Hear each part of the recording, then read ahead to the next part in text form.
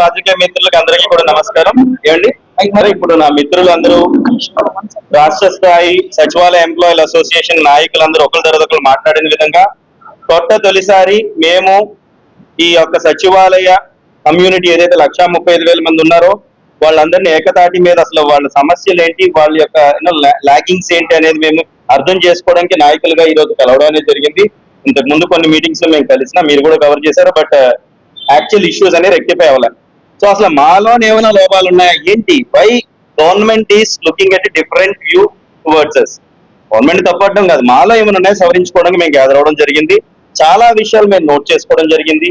Definitely ఈ రోజు మేము స్ఫూర్తిదాయకంగా సంతోషంగా చెప్పేది ఏంటంటే భవిష్యత్తులో ఇంప్రూవైజ్ చేసుకుని టీచర్లకు ఎటువంటి బలం ఉందని గవర్నమెంట్ గ్రహిస్తుందో అలా మేము కూడా మమ్మల్ని కూడా గవర్నమెంట్ గ్రహిస్తుందని ఖచ్చితంగా మేము చెప్పగలుగుతున్నాం భవిష్యత్తులో.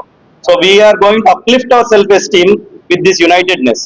ఇదండి. So that is one thing. ఒక మాట అయితే గట్టిగా చెప్తామండి, ప్రభుత్వానికి కానీ మీడియా వారికి కానీ ప్రజలకు కానీ సచివాలయ ఉద్యోగులు యూనిటీ లేదు అనే భావాన్ని పూర్తిగా మేము వచ్చే నెలలో పోగొట్టడమే మా యొక్క ఈ మీటింగ్ యొక్క లక్ష్యము. బికాస్ మేము 1,35,000 మంది నిరంతరం ప్రజలకి దగ్గరలో అతి దగ్గరలో ఉండే రాష్ట్రంలో ఎవరైనా సర్వీస్ చేస్తున్నారని అంటే ఇళ్ల దగ్గరికి వెళ్ళి చేసేది మేమే కనుక we need that self esteem, ఆ రికగ్నిషన్ ప్రభుత్వం నుంచి ఆ యొక్క గౌరవము మిగిలిన కమ్యూనిటీస్ కి ఎలాగున్నాయో అది కావాలనేది మేము కోరుకుంటూ ఈ విధానంలో మేము వర్కౌట్ చేయడానికి వెళ్తున్నాం. సెకండ్ థింగ్, నా కలీగ్స్ చెప్పినట్టుగా మేము మండల స్థాయి అధికారులం